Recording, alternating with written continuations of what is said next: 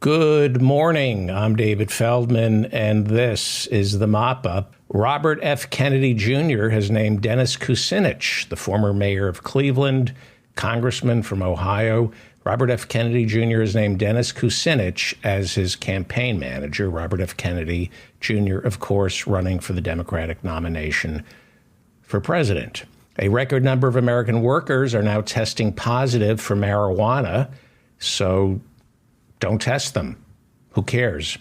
TikTok users say they are suing the state of Montana after the Republican-controlled legislature and governor literally banned TikTok from the state. Marjorie Taylor Greene has introduced articles of impeachment to remove Joe Biden from office. A Pentagon accounting error has found $3 billion, $3 more billion for Ukraine, a mere rounding number. We'll try to get to all those stories. Bruce Springsteen is coming under fire for not canceling Thursday's concert in Ferrara, Italy, after that country's worst flooding in 100 years.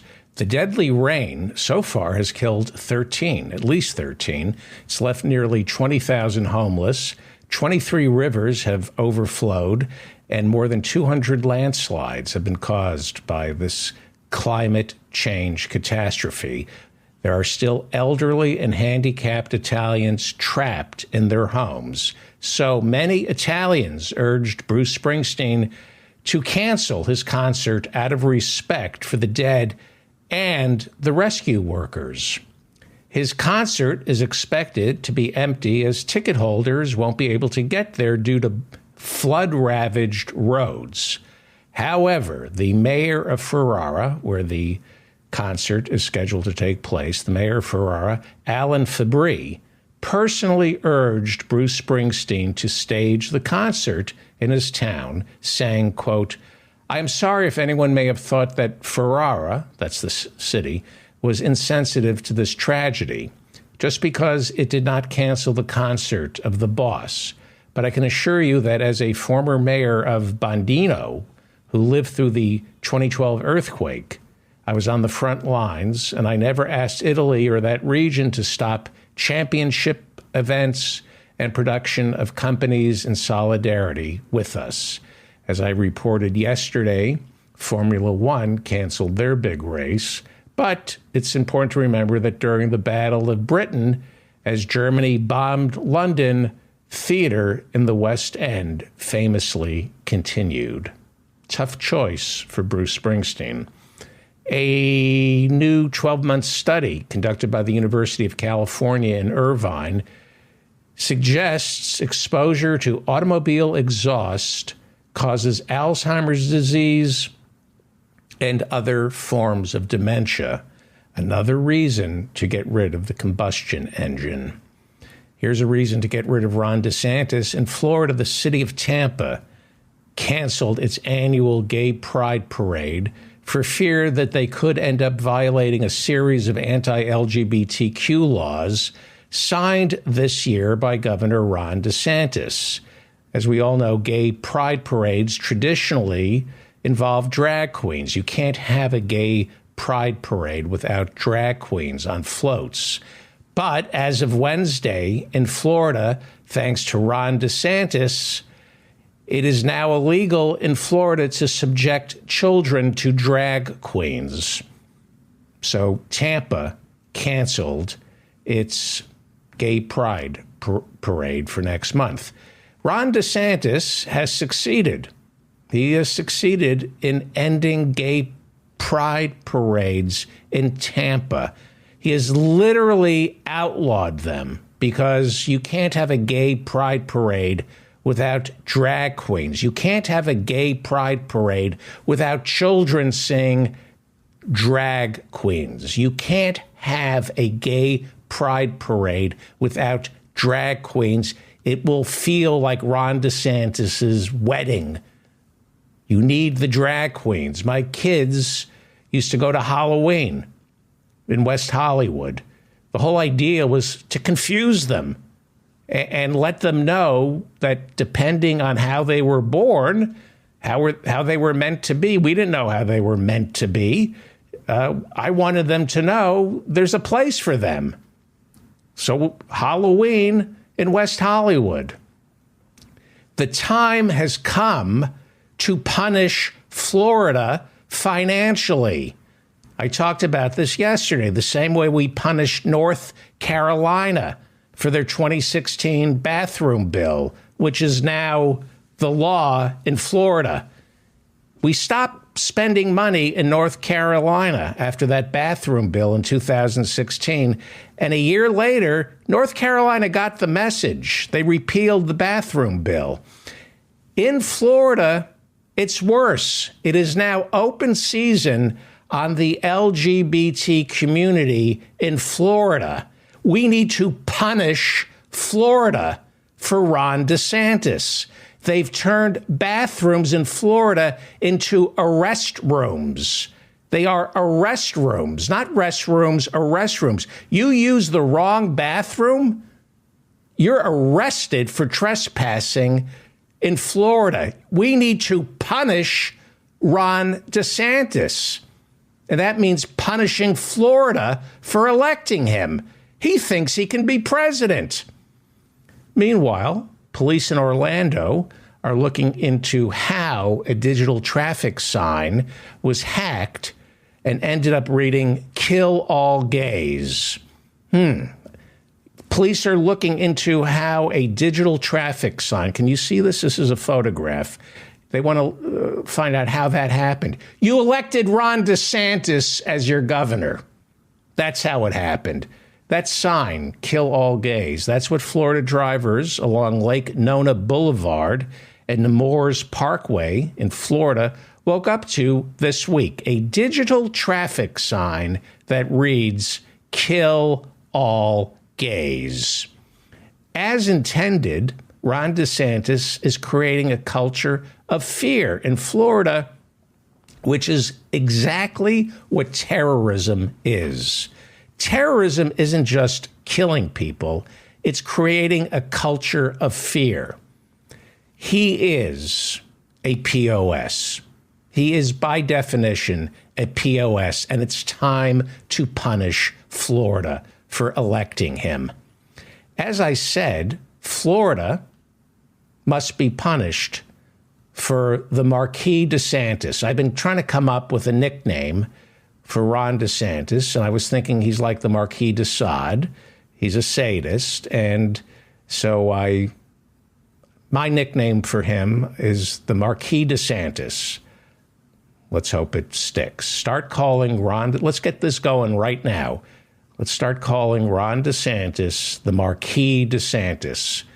And that's my little Photoshop there of the Marquis DeSantis. I may give that to Trump. I may actually give it to Trump. I think Trump is less dangerous than this POS because Trump is just a failure. He can't do anything. Ron DeSantis knows how to pull the levers of fascist power in government. He is more of a threat to America than Donald Trump, I think. They're both pretty bad. Disney, which has been in Ron DeSantis' crosshairs ever since they took a stand against his Don't Say Gay bill, announced on Wednesday that it was canceling a $1 billion project that would have relocated 2,000 Disney employees from Los Angeles to a brand new campus in Lake Nona, Florida. Lake Nona.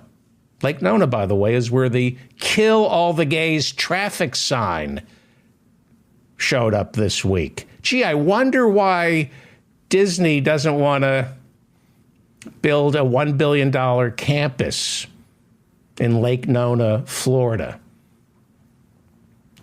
Disney said the decision not to build the $1 billion campus was based on, quote, changing business conditions.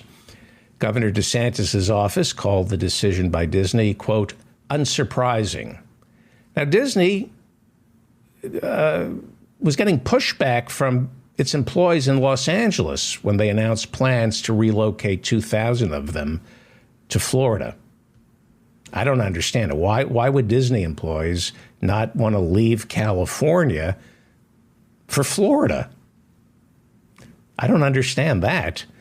Meanwhile, keep in mind, it's important to root for Disney against Ron DeSantis. Disney is Florida's biggest taxpayer and brings in 50 million tourists into the state each year. That's how they raise the IQ of Florida, by bringing in 50 million tourists into Florida each year.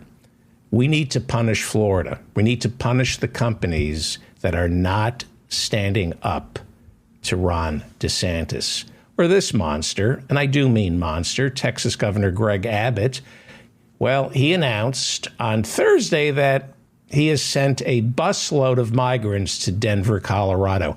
I think it's like there's this competition. I think, Lauren Boebert and Marjorie Taylor Greene compete in Washington to see who can be the biggest a-hole. And I think there's a competition between Ron DeSantis and Greg Abbott to see who can be the bigger a-hole. Blaming failed border policy in the Biden administration, Governor Greg Abbott has sent busloads of migrants from Colombia, Venezuela, Ecuador, and the Dominican Republic to New York City, Chicago, Washington, D.C., Philadelphia, and every other democratically controlled city that has declared itself a sanctuary for migrants. You remember when Ron DeSantis sent all those migrants to Martha's Vineyard? This is just cruelty, sadism. It's what the Republican Party is now all about. It's about the cruelty. It's about administering pain. The Associated Press reports tonight that the United States Border Patrol was keeping hundreds of migrants held along the San Diego border in open-air facilities and forcing them to live on a diet of water and granola bars. This is America forcing migrants seeking asylum, escaping gangs, drug lords, death squads. They make it to America, and we're feeding them nothing but water and granola bars. A public health emergency was created after toilets became full, forcing the migrants to relieve themselves outdoors. Eventually, I think it was last week, the Border Patrol closed the camp down. This is something you would read about in Nazi Germany. This is how they treated migrants and my people in Nazi Germany. By definition, these are concentration camps. By definition of what a concentration camp is, we are holding these migrants in concentration camps and violating international law. It is against the law to detain any asylum seeker. We are now getting reports, and by the way, this is the Biden administration. We are now getting reports that an ambulance had to be called when an 8-month-old girl started to vomit and became listless in that migrant camp that has just been closed down. 8-month-old girl vomiting and getting listless. Meanwhile, the second migrant child in 2 weeks has died in U.S. custody. 2 migrant children in 2 weeks have died in U.S. custody. An autopsy has been ordered on an 8-year-old Panamanian refugee, who was being held in an overcrowded refugee camp in Texas. Initial reports are she suffered from some sort of heart ailment.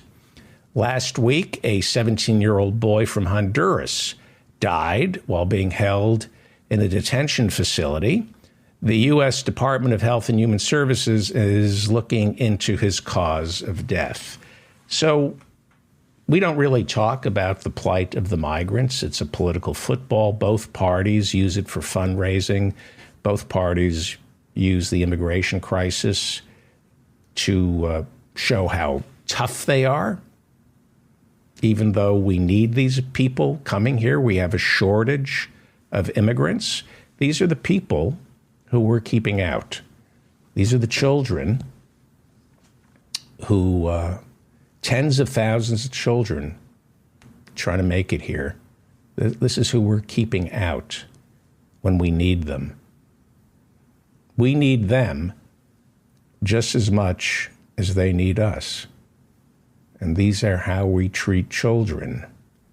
They're on our property. They're our children. And we keep them in migrant camps. Look at them. This is what America's doing. We take in fewer refugees than any other industrialized world country. That's America. Take a look. Don't blame the Republicans. We have a Democratic president right now. Executive orders. You don't need Congress to save these people, to welcome these people.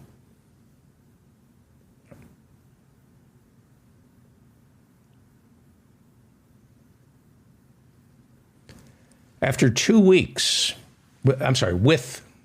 weeks left before America runs out of cash, the White House and Republican leaders are trying to carve out a deal that will raise the debt ceiling, which currently stands at $31,381 billion and 52 cents. I made up the 52 cents. 1/3 of that debt was racked up by Donald Trump. 1/3 of that debt was racked up by Donald Trump after he gave the largest tax cut in American history to the richest 1%. He promised, as they always do, that it would pay for itself. Well, you see that it didn't. We're past the debt ceiling. We passed it in January. He added to the debt, which means the federal government must borrow. It must borrow. The king of debt, Donald Trump. Because of that tax cut for the very wealthy, 1/3 of our debt was caused by Donald Trump. And to pay for that tax cut for the wealthy, our federal government must issue treasury notes and pay interest on that debt. People have to buy our debt. This is how a leveraged buyout works. This is exactly how a leveraged buyout works. The wealthiest 1% here in America figured out how to orchestrate a leveraged buyout of the federal government. A leveraged buyout is what venture capitalists do. They buy a company without using their own money. They borrow money to buy a corporation. And then when they own it, they pay off the debt they incurred buying the corporation. They pay off that debt by gutting the corporation they just purchased. They fire everyone, they raid the pension funds, they sell off all the real estate while paying themselves gigantic fees. It's how the evil Mitt Romney's Bain Capital earned billions of dollars. It's evil stuff. Mitt Romney is evil. Private equity is evil. That's how Senator Mitt Romney earned his fortune. This is some evil shit, and it should be illegal. You take a corporation that's doing perfectly fine, like Toys R Us, borrow money. You borrow money. You don't use your own money. You borrow somebody else's money to purchase Toys R Us. Then, once you own it, you saddle the corporation with all that debt. And then you strip it down to the bones to pay off that debt. That's exactly what Trump's tax cut has turned out to be. He gave trillions to the wealthy by cutting their taxes. Less money came into the Treasury, $7 trillion fewer dollars to be exact. So what do? You finance it by issuing debt. The rich get to keep all their money from the IRS, all the money that they're supposed to, our money, the money they owe us, the rich owe us. They get to keep it all. And then for safety, here's where it gets almost ingenious.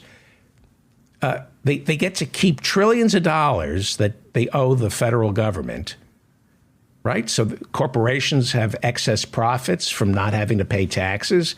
And then for safety, they take the profits that belongs to you and me, and they buy the very same Treasury notes that had to be issued to borrow the $7 trillion their tax cut ended up costing the federal government. It's ingenious. It's evil. And because it's confusing, we allow it to happen. They don't pay their taxes. They keep all their money. The government then has to issue debt to keep rolling along.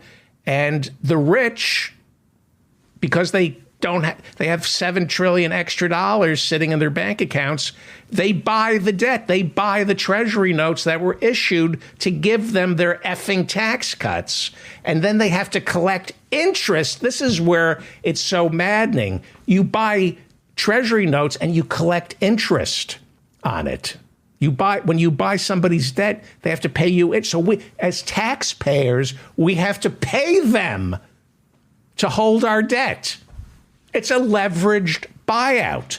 They're stripping our assets. It's why Blackstone is buying up all the real estate. Nobody can afford to buy homes. We're approaching feudalism.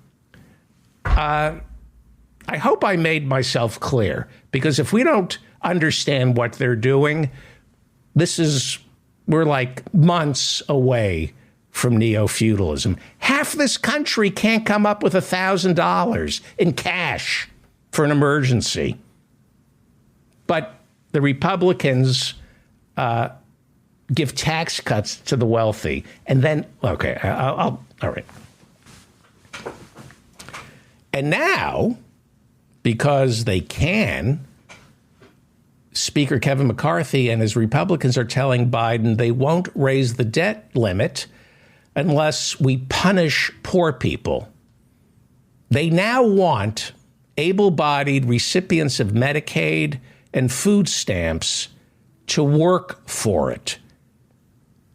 Work for it. If they could work for it, they wouldn't need Medicaid and food stamps, you malicious, venomous bastards.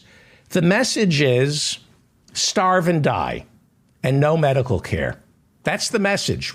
Starve, no food stamps, and no medical care unless you go get a job. Of course, they say able-bodied. Define able-bodied. Suppose you're suffering from mental illness. Do they say, does able-bodied include the mentally ill? If they could work, if they would raise the minimum wage is $7 and change. They haven't raised it since Teddy Kennedy was alive.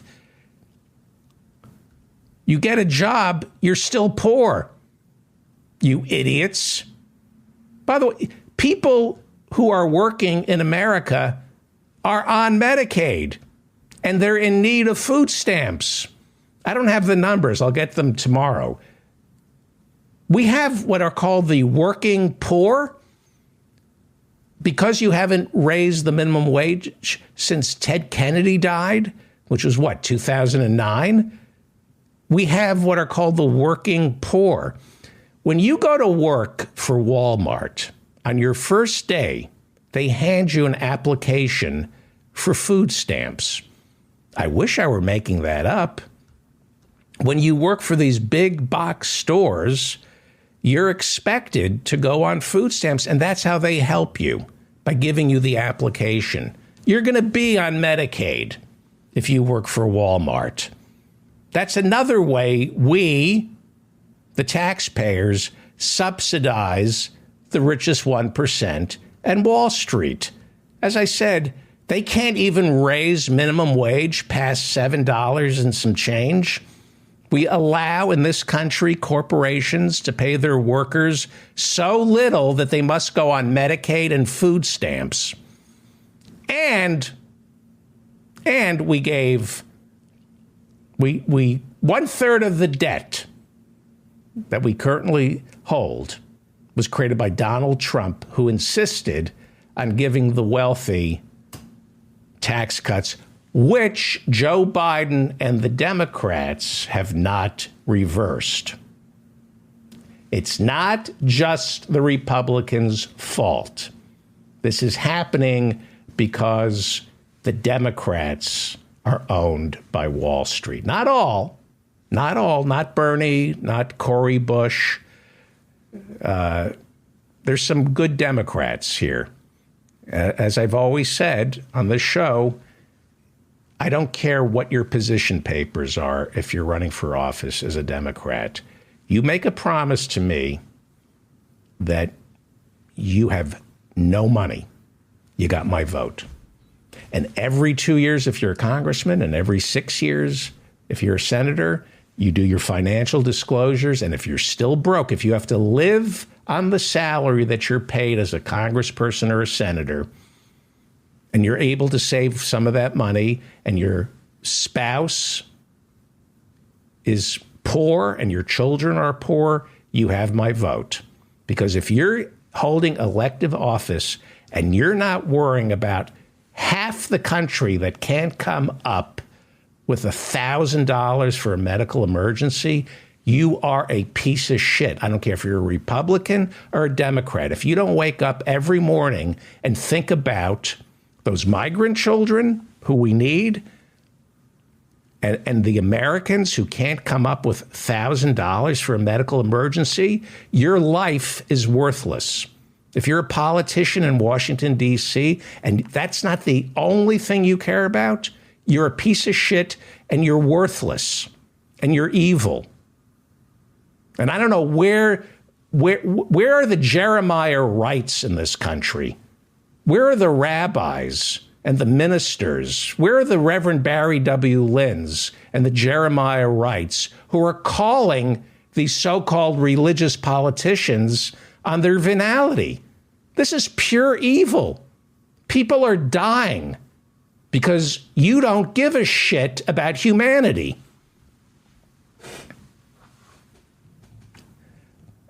We have to outlaw billionaires.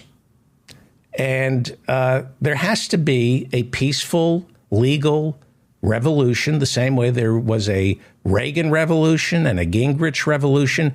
It's done by electing the right people. It's electing AOC and Bernie Sanders and Cori Bush and readjusting the tax laws and making certain that money flows down to us, the people who need it, not up to the union-busting trolls like Jeff Bezos on his new $500 million yacht. I have a picture of him. This is Jeff Bezos on his new $500 million yacht and his phony pecs and his girlfriend on that boat. And, you know, I'm looking at them on that boat. There's never an iceberg when you really need one. Why is that?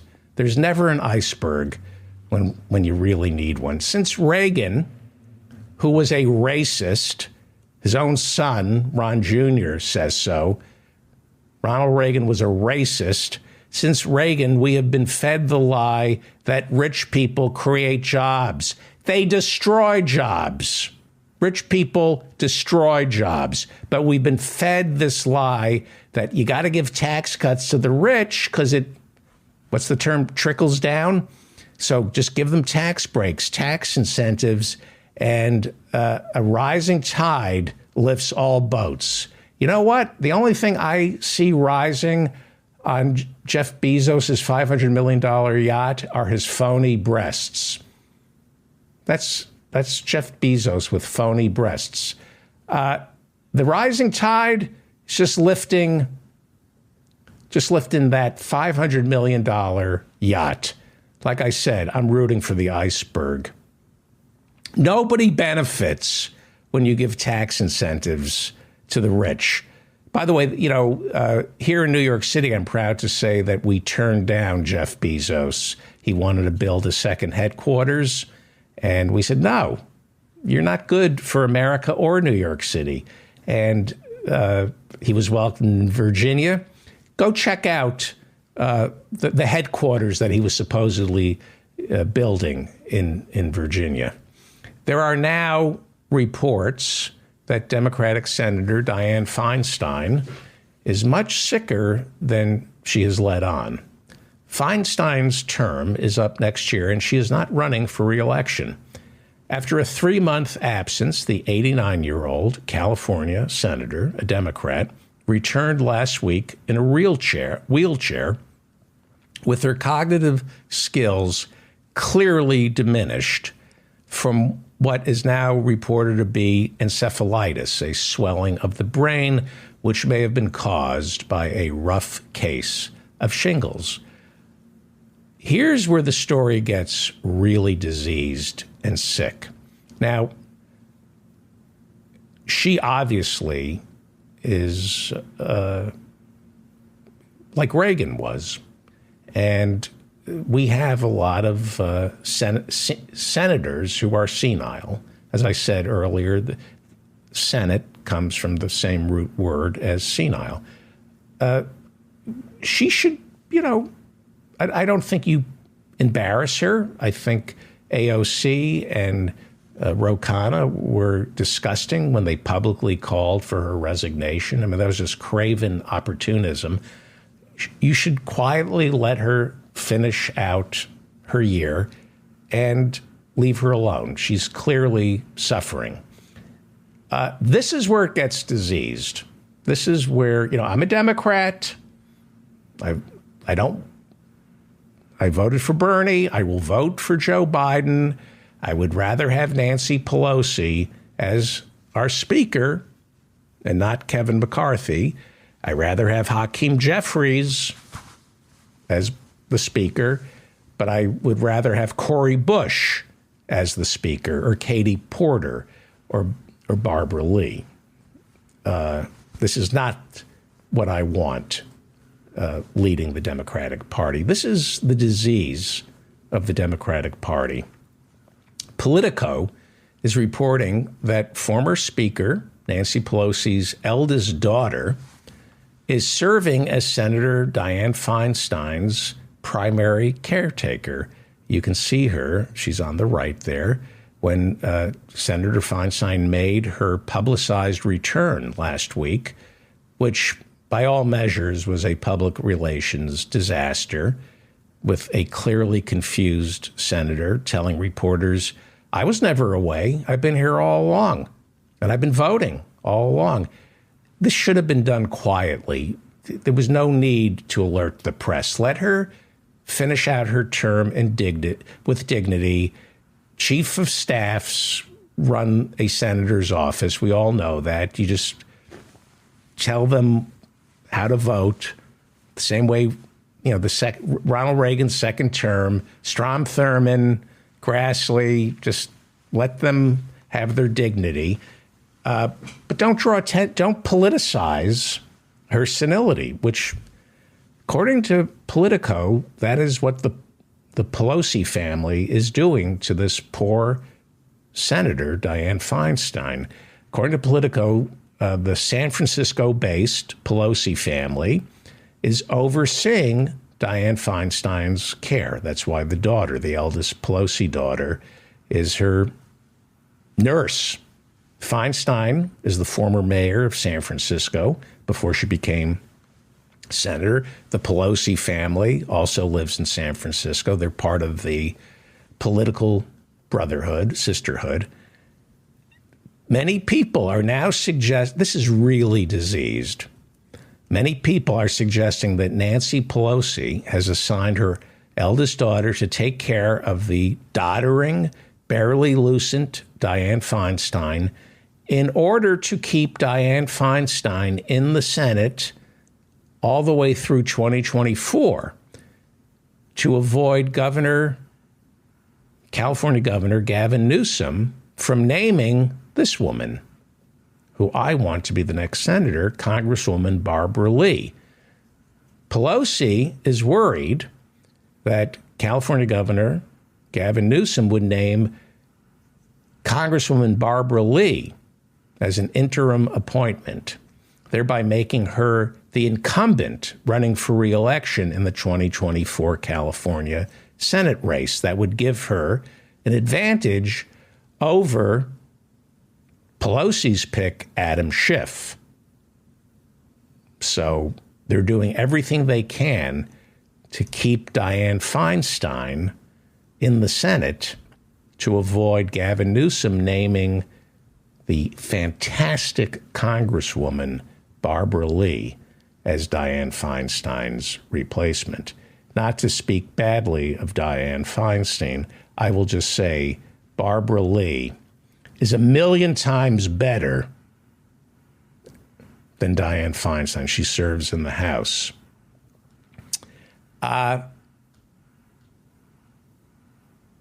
Barbara Lee deserves to be senator because, for many reasons, but one of the reasons is she is the only member of Congress to vote against the war authorization to invade Afghanistan. She is the only member of Congress who voted, what was it, in 2001? The war authorization in Afghanistan. Only one. Therefore, she deserves to be the senator because the Taliban did not attack us on 9/11. I've gone over this countless times, and that is the question I vet all the candidates running for office with. Did Afghanistan attack us on 9/11? Did the Taliban attack us on 9/11? They did not attack us on 9/11. Watch my previous shows. Watch my 20th anniversary episode of the war in Iraq, where I talk about everyone who knows anything knows that the Taliban and Afghanistan did not attack us on 9/11. And Barbara Lee was the only one who was willing to say it. Right? This 20-year global war on terror, Afghanistan and Iraq, nothing to do with 9/11. Now, to Nancy Pelosi's credit, she voted against the war authorization against Iraq. She deserves some credit. But she voted for the war authorization against Afghanistan. Only this woman had the moral fortitude to stand up to the military-industrial complex. Barbara Lee. This is some sick shit that's going on right now with Dianne Feinstein propping her up in her Senate seat to prevent Gavin Newsom from naming Barbara Lee as her replacement. Barbara Lee should be the senator from California. Well, how are we doing on time here? Okay. The 69th annual meeting of the Bilderberg Group began on Thursday in Portugal. The Bilderberg Group, that's 130 business people, academics, bankers, and politicians. They're holding their secret meeting. You cannot talk about what goes on at the Bilderberg meetings. It will be 3 days, started on Thursday. They're discussing financial and geopolitical issues. And of course, the real reason they're there is to keep QAnon followers glued to the internet, eating Cheetos and warning each other about the one world government. The Bilderberg Group has a website. Good luck getting on it. I was able to get on it briefly. Traffic was busy all day. And the website says the topic of discussion at the Bilderberg Group meeting will be artificial intelligence with Sam Altman, founder and CEO of OpenAI. He just testified this week, warning about artificial intelligence. Sam Altman will be joining the Bilderberg Group. Also showing up for the Bilderberg Group will be Microsoft CEO Satya Nadella, former Google CEO Eric Schmidt, NATO Secretary General Jens Stoltenberg, and Ukrainian Foreign Minister Dmytro Kuleba. The CEO of Pfizer, Albert Bourla, will be meeting at the Bilderberg convention. Pay attention, anti-vaxxers. Albert Bourla, CEO of Pfizer, will be at the Bilderberg. I can't wait to read those chat rooms. BP, British Petroleum Chief Bernard Looney, That's a good name for the head of a fossil fuel company, Bernard Looney. Total Energies CEO Patrick Pouyanné, and the very evil Peter Thiel, the investor, Peter Thiel, the right-wing investor, Peter Thiel, will be there.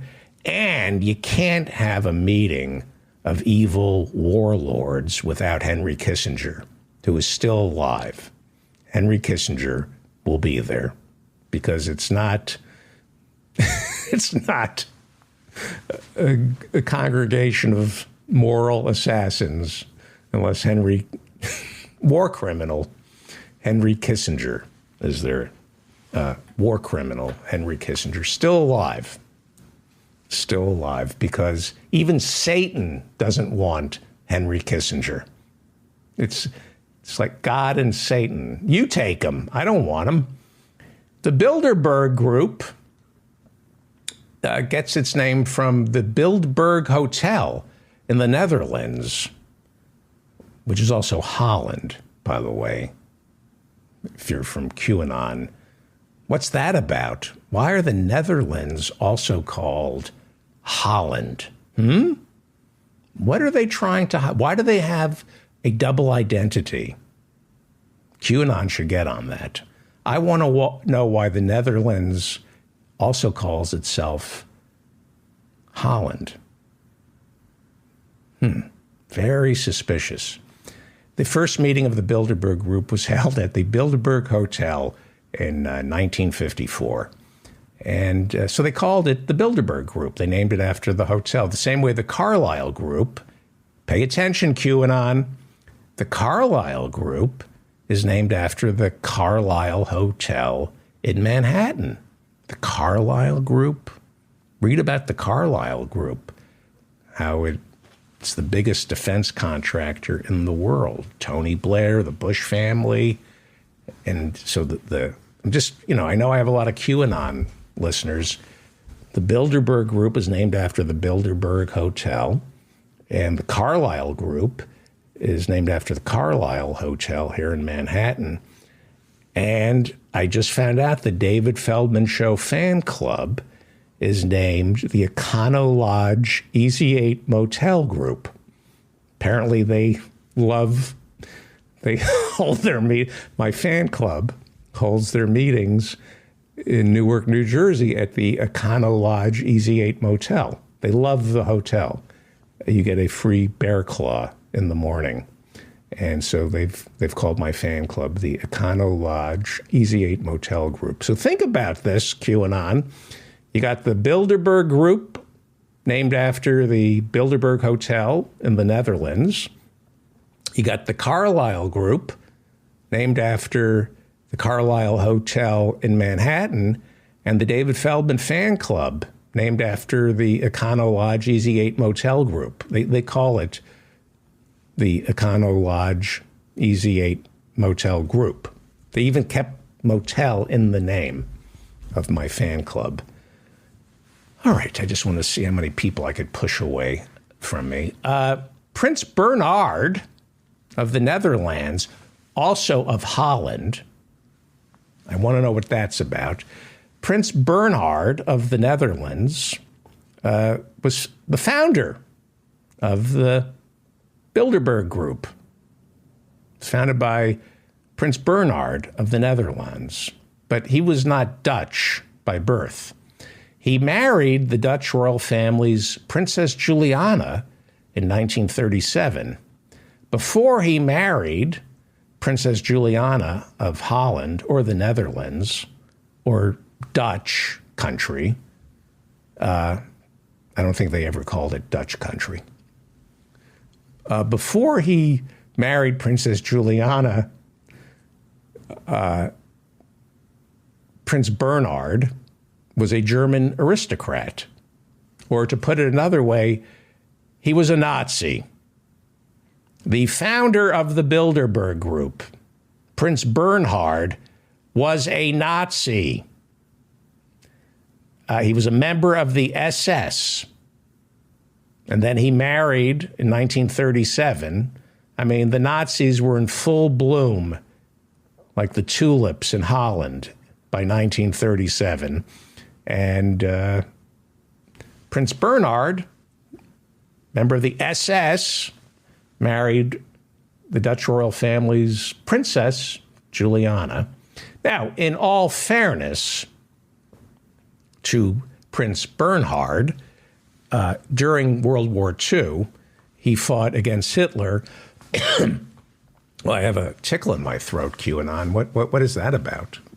Notice I'm talking about the Bilderberg Group, and all of a sudden there's a tickle in my throat.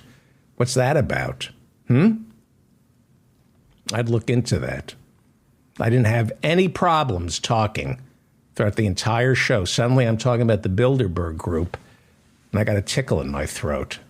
Huh? Coincidence? I don't think so. Well, Prince Bernhard, the founder of the Bilderberg Group, in all fairness to the man, even though he was a member of the SS, he fought against Hitler on the side of the Netherlands, which is also called Holland. But that's only because his wife, Princess Juliana, made him, right? You marry the Dutch royal princess and Hitler invades your wife's country, you gotta fight Hitler because you gotta do things to please the wife. That's how it works, right? You marry Princess Juliana, you gotta have dinner with the Hohenzollerns every Friday night. You can't stand the wife, Magda Hollenzoller, loudmouth, but your wife is best friends with Magda Hollenzoller. You married the Dutch princess, you have dinner with the Hohenzollers. And you got to listen to her and take arms against mein Fuhrer. Happy wife, happy life. So a member of the SS, Prince Bernhard, fought against mein Fuhrer, even though he was a member of the SS, to make his wife happy. And I'm sure she still wasn't happy. I'm sure she found something. And then he went on to found the Bilderberg Group. But in 1976, Prince Bernhard was forced to step down as head of the Bilderberg Group when Dutch investigators concluded he accepted bribes from America's Lockheed Aircraft Corporation. He took money from Lockheed to encourage the Dutch government to buy their jets from Lockheed, and he had to step down from the Bilderberg Group. Seems to me that should have made him like the king of the Bilderberg Group. Well,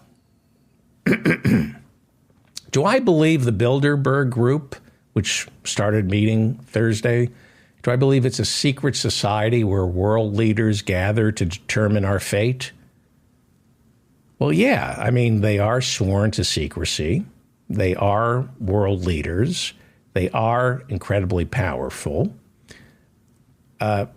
These meetings at the Bilderberg Group are mostly about coordinating economic activities between Europe and North America. So, yeah, it's a conspiracy. It's a bunch of rich men, some women, mostly men, conspiring to make more money and gain more power, gain more access to political power. That's a conspiracy. That's a conspiracy. The same way I conspired with a couple of people today to do this show. The same way the 5 wealthiest families in America conspire to control our tax code. See, you don't need to be suffering from paranoid delusions to believe the very rich and the very powerful work together, conspire, if you will, to transfer the world's assets upwards to them, right? That's a conspiracy. If there are 8 billion people on this planet and 50 of them out of 8 billion have all the money and power, yeah, there's a conspiracy of the rich and the powerful. Luckily, however, they are all stupid. Their children are even dumber. They all hate each other, including themselves, which means when they're not killing us, they're killing each other. So that's how I sleep at night, knowing that these people are going to kill themselves. Like I said, root for the iceberg. $500 million yacht still won't recognize the Amazon labor union. Jeff Bezos, piece o' shit. That's his name in Ireland, his name in Gaelic. Jeff Bezos, piece o' shit. Piece o' shit. Jeff Bezos is Irish name. So let's get that going. And what's the other one I wanted? Oh, this one, the Marquis de Santis. Let's make that his nickname, the Marquis de Santis. All right.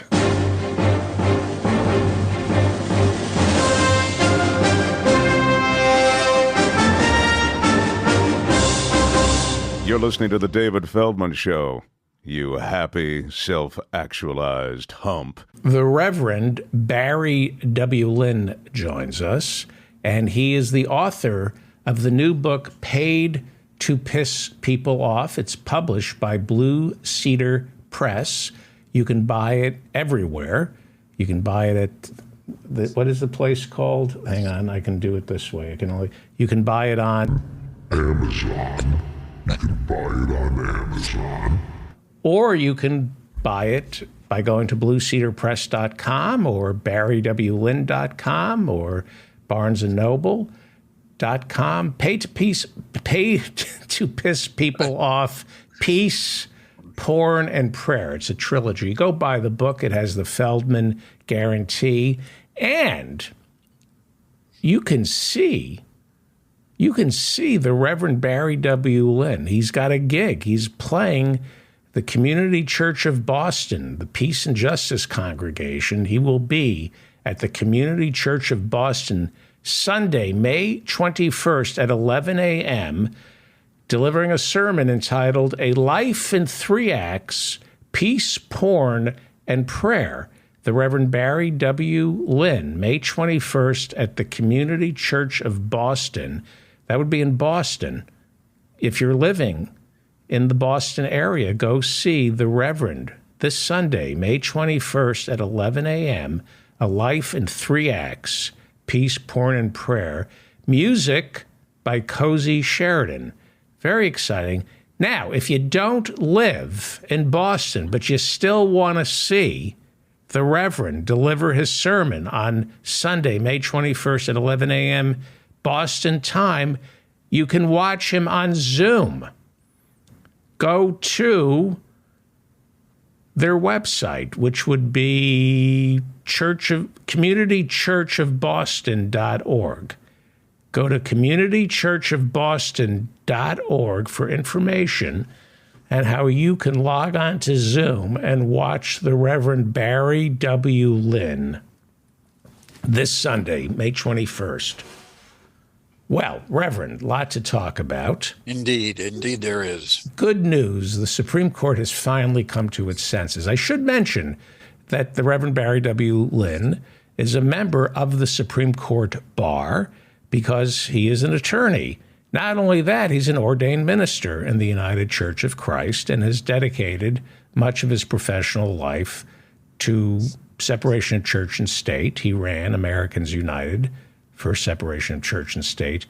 The Supreme Court finally came to its senses, Reverend. You said it wouldn't. You know, you always talk, we got to pack the court. We can't trust Clarence Thomas. Well, on Wednesday, the Supreme Court said Illinois can keep in place a new law that bars the sale of some semi-automatic weapons and large capacity magazines. So it sounds like the problem's solved.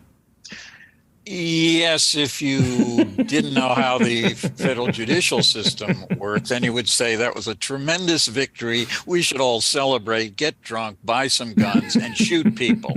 But that's not that's not a decision on the merits. And I have a distinct feeling that by the time this gets to the Supreme Court for its final verdict, it will say, no, whatever they wanted to do there in Illinois also violates the Second Amendment.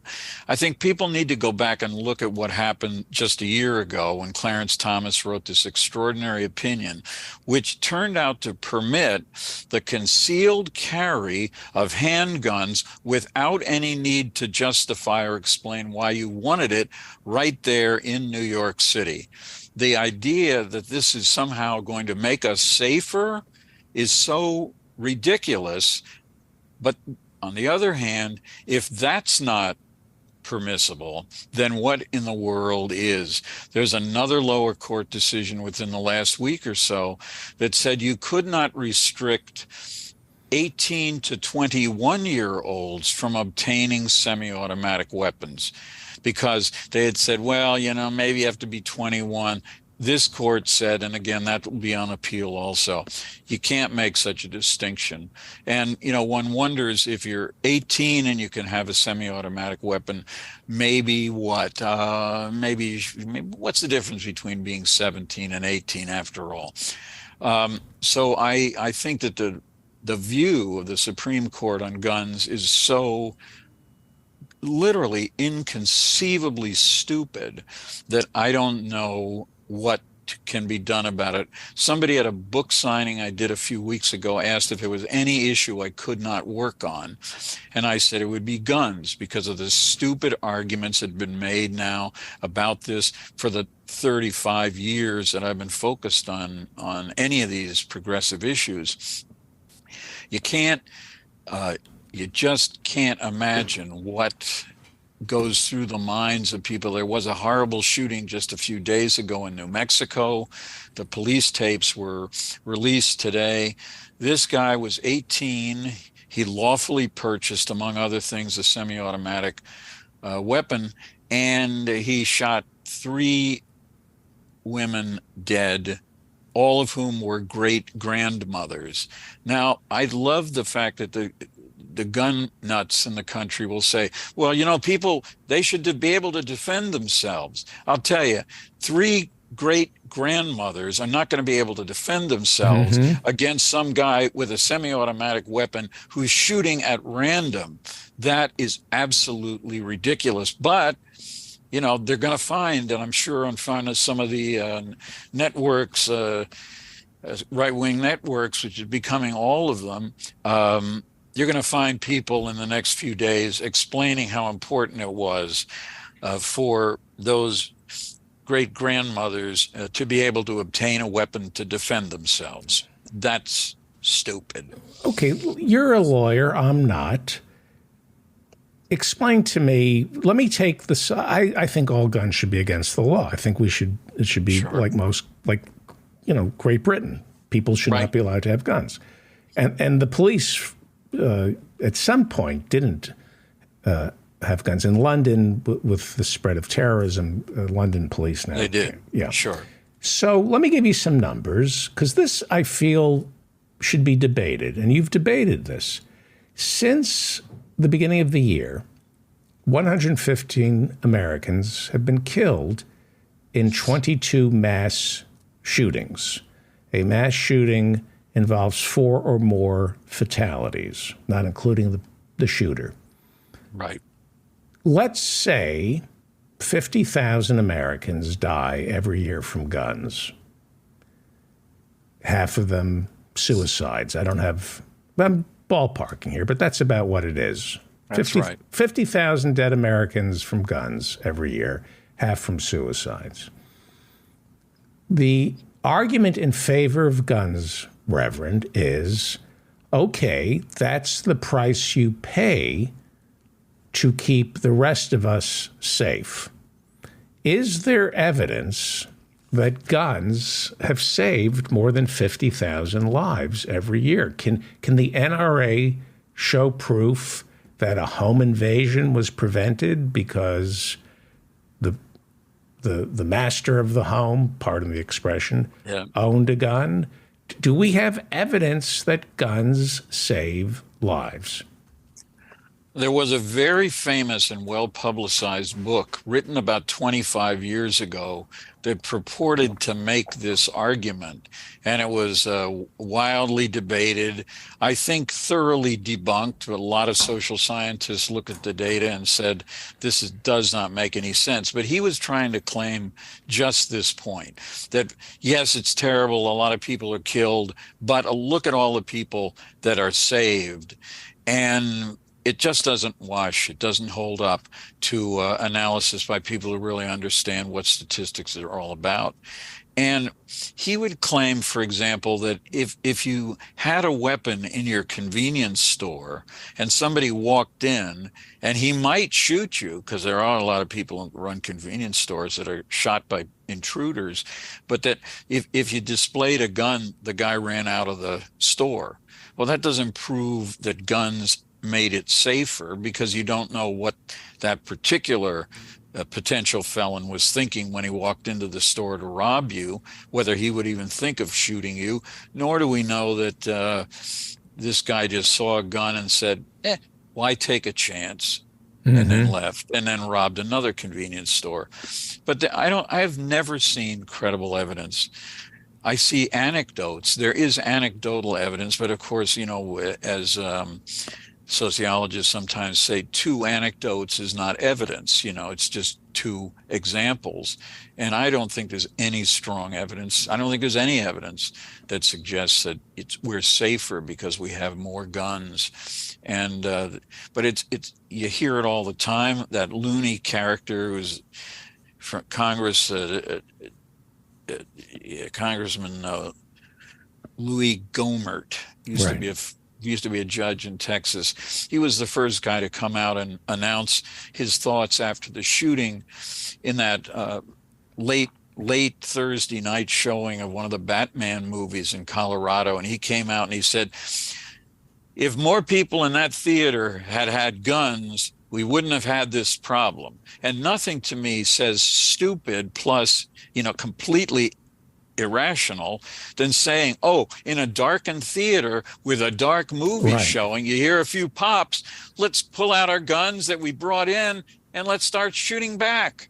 Right. But Louis Gohmert, Louis, he's still on the Judiciary Committee. No, he's done. He's done. Oh, is he done? Did he? Did he leave? Yeah, he ran. That's so upsetting, because it's upsetting me before you tell me what happened to him. But after I testified one day, he kept asking me questions like, well, Mr. Lynn, why is it that you don't spend your time working to bring people to Jesus Christ instead of trying to support your view of the Constitution?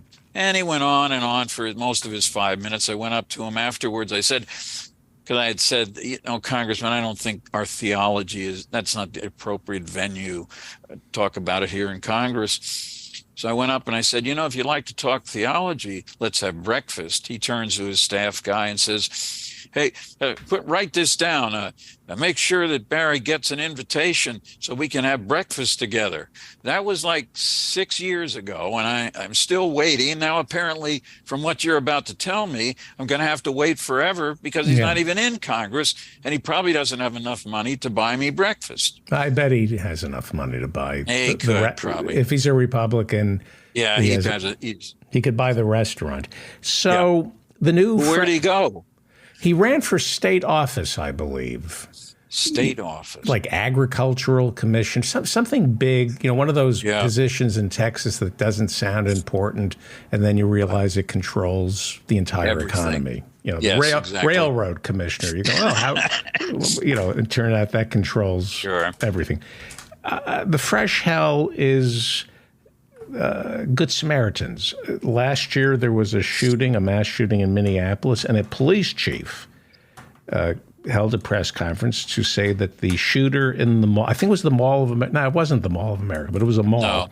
Yeah. And the police chief said the shooter was taken out by a Good Samaritan with a gun. And I went, that's a new one. That's a fresh hell from the NRA. And the police are referring to armed citizens as Good Samaritans. Yep. That's that's New Testament stuff. Yes, it is. What is a Good Samaritan? a person you wouldn't expect to go out of his or her way to help someone, but who does in fact do just that. A person you wouldn't expect?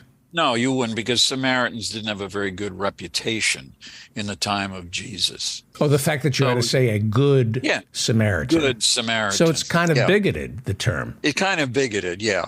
But the Good Samaritan in the Bible was, to my knowledge, he was not carrying a weapon. Whoa. of any So kind. it's kind of racist. It's kind of like the way they refer to, like, Bill Cosby's Yes, of course. he's one of the good He's ones. One of the good ones. Yeah. Yeah. But no, the fact that there's somebody in a mall, and by the way, there was another mall shooting, of course, just a couple weekends ago, where the only reason the shooter was taken down, taken out, shot, killed, was because there was a police officer who was there and lawfully carrying a gun, and he used it when he found out that this guy had just shot a number of people in the mall. So very rarely do you find the so-called Good Samaritan who saves the lives of people at the time of a mass shooting. It does occur.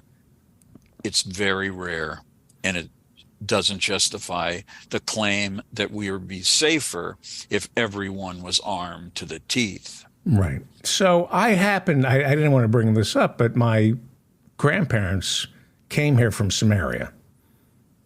Did they really? Yeah.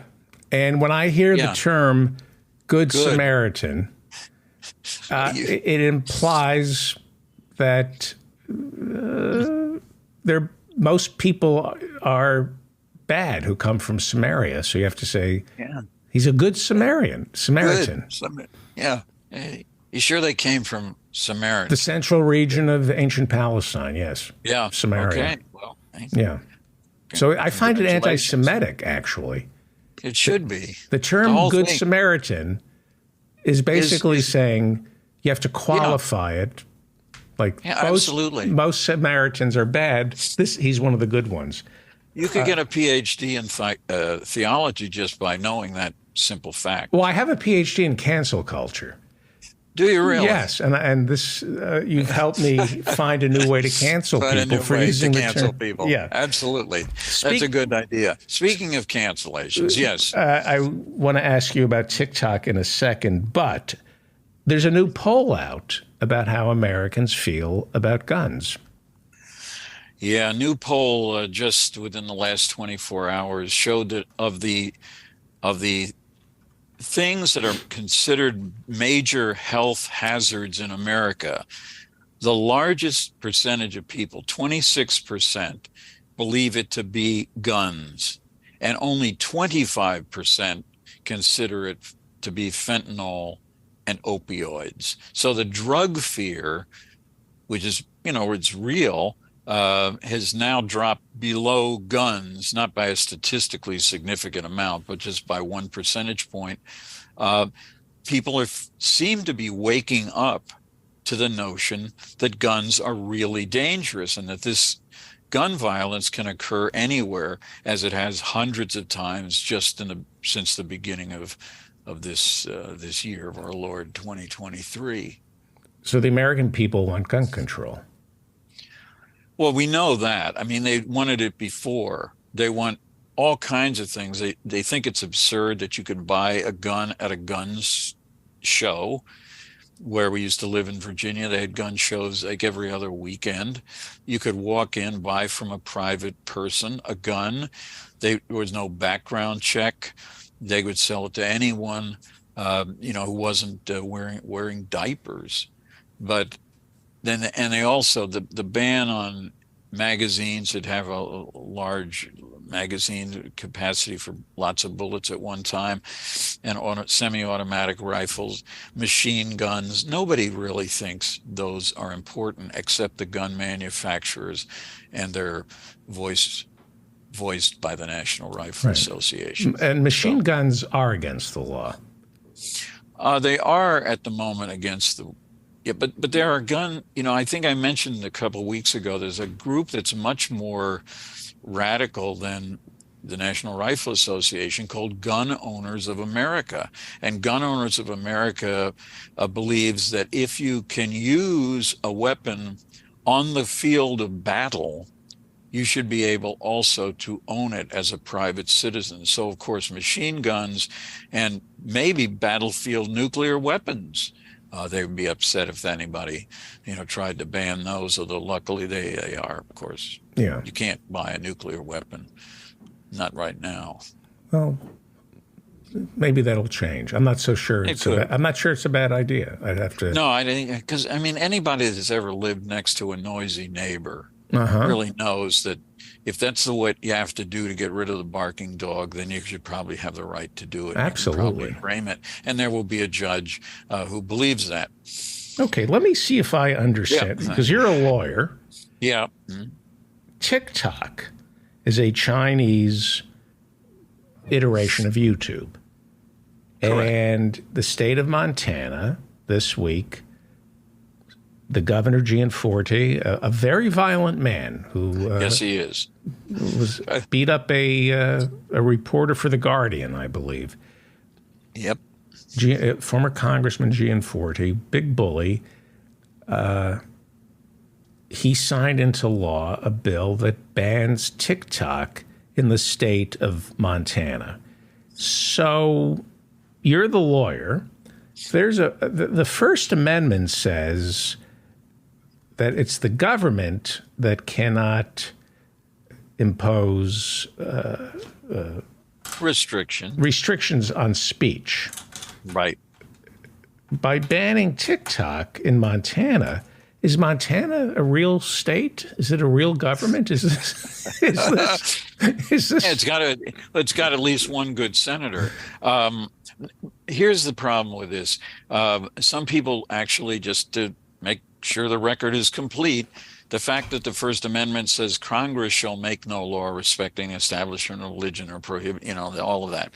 It applies to the states because we did pass the 14th Amendment, and the 14th Amendment explicitly, if you go back in the record of what the debate was on it in the floor of Congress, they said we want to make sure that the guarantees of the Bill of Rights is applicable to the states. So a state cannot do what Montana is trying to do, and there will certainly be lawsuits, and I don't think there's not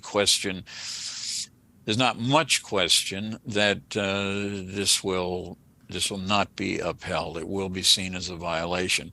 But what I found interesting during the debate in this, and they've only been debating this a couple days, is that they use the two justifications for banning TikTok that are at the root of efforts to ban virtually everything. One is national security. If you want somebody not to get information, you say there's a potential national security problem here. And that's because there is some evidence, not overwhelming evidence, but some evidence that the Chinese government may be using TikTok to acquire information about Americans. I think it's a very thin reed. And in Montana, honestly, again, as you pointed out, who is doing anything in Montana that the Chinese government would care to know about? Right. And secondly, but the second one, and this is the one where liberals do this same thing as conservatives, they go, well, wait a minute, what about the children? Look at what you can see on TikTok. You can see quasi-naked people, and you can hear dirty jokes, and everything, every single topic, every advertisement, every piece of material, every film, every piece of porn, it's always to defend the children of America against seeing something that could be deleterious to those children. So this combines a completely goofy national security claim with this fear. And the other fear, young people will look at the body images, and I've visited TikTok. There are some really conventionally attractive men and women on TikTok that teenagers will become so obsessed with the fact that their body image is not the same as the people they see on TikTok that they will become depressed. I'm sure that happens. What I'm not sure is that it happens anymore because of TikTok than it did in the 1950s when everybody was salivating over the early days of rock and roll and the women of rock and roll in the 60s and 70s. I don't buy any of it. And even if it was true, it would not be a justification for telling everyone in Montana, you can't use this website. You can't use it. The governor said in signing this bill that they were not going to try to go after individual TikTok users, but they were going to try to prevent you from downloading TikTok as one of the apps for your phone or computer. Maybe he knows how to do that. I would bet he doesn't. And I would bet furthermore that if you're 12 years old living in Montana, you know how to get around any restriction on which apps you can buy for your computer. Yeah. That's not going to work. Right. And I think it'll be declared unconstitutional before it even gets there. So why are they doing this? Because they can't do anything else. Well, they can't do anything else. They can't do anything serious. They want to defend children, but they don't want to stop you from having guns. So this is just another excuse. And again, it poisons the attitudes of both Democrats and Republicans who have bought into this notion that there's nothing you can do to make teenagers understand what body image is and why they shouldn't get depressed. Some people have a more conventionally attractive body than they do. So they're just going to throw this out. And I now that I actually have two senators up here in Massachusetts, I did write to Senator Warren about her position on this, and I've yet to hear back. But maybe she's probably really busy, and will probably get back to me and explain why. I suspect why she wants to ban it too. The number one cause of death for children in America: suicide. Guns. Suicide. Yes, guns, of course, guns. But I meant there's a subcategory of suicide by guns that's very high, not only for elderly men, but also for teenagers. Right. So if you really want to protect kids, you don't ban TikTok. No.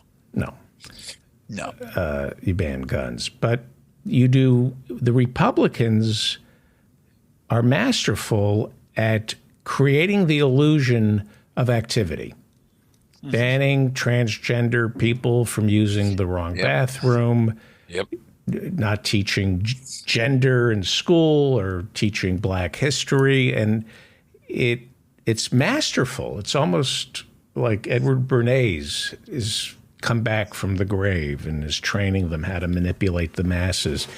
Meanwhile, they can't provide for their citizens. You look at all these states that are pushing anti-drag queen shows, anti-abortion bills.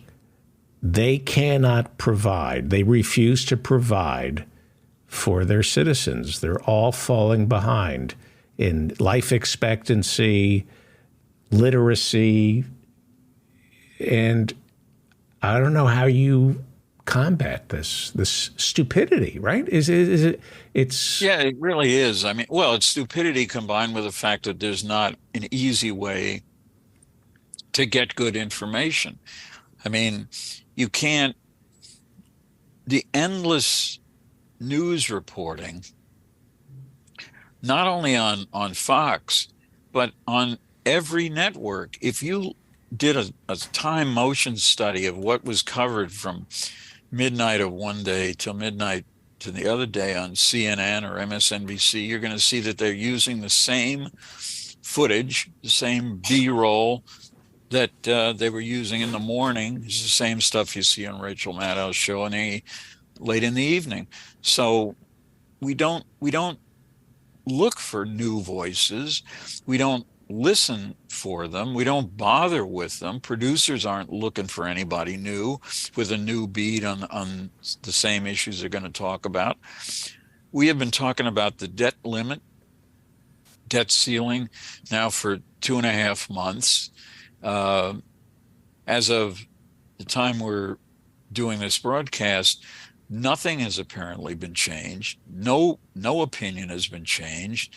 And everybody's just waiting for some magical occurrence or somebody to back down at the last minute, which is what is generally the case. But I'll tell you, on that issue, here's another thing.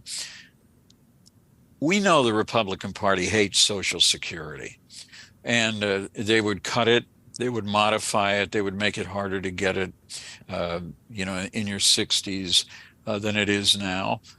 So if they want the debt ceiling not to be raised so that people's Social Security checks do not come in the months of June and July, there's a part of me every day that says, let that happen, because then people don't have to listen to Democrats who say the Republicans are against Social Security. They will see the evidence, and the evidence will be the Republican Party caused the debt ceiling not to be raised, and your checks from Social Security are not coming for 2 months.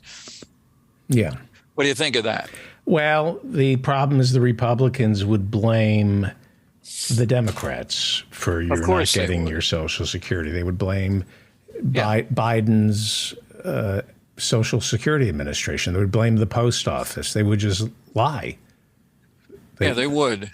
But you know something, if the Democrats can't muster an argument about why they didn't do anything wrong, why all they're trying to do is guarantee that the debts we've incurred will be paid, which the Constitution does require, that the debts of the United States must be paid.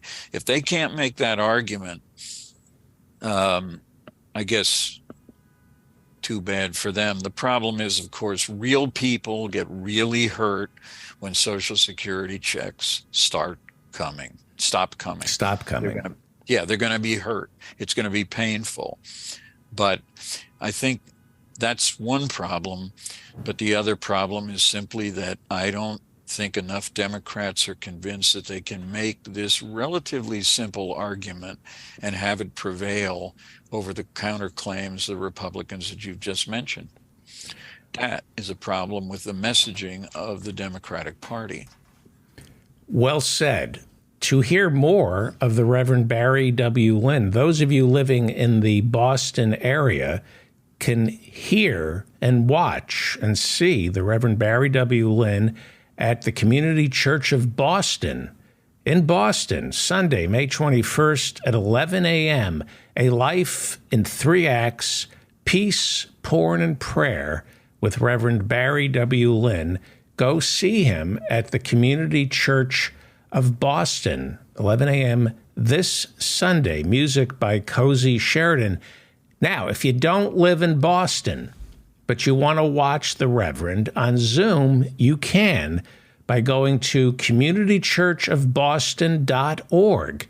That is communitychurchofboston.org. It'll give you information on how you can log on to Zoom Sunday at 11 a.m. Boston time, May 21st, to watch the Reverend Barry W. Lynn deliver a sermon entitled A Life in 3 Acts, Peace, Porn, and Prayer. Not only that, you can buy his new book, Paid to Piss People Off. It's a 3-book series. Book number 1 is Peace. Book number 2 is Porn.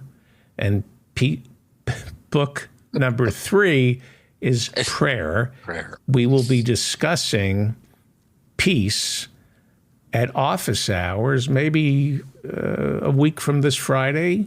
Go buy Paid to Piss People Off. You can pick it up by going to Amazon. Go to Amazon. Worship Amazon. Give Jeff Bezos your money. Come on. Or you can go to Barnes & Noble. But why don't you go to bluecedarpress.com or barrywlynn.com. It has the Feldman guarantee.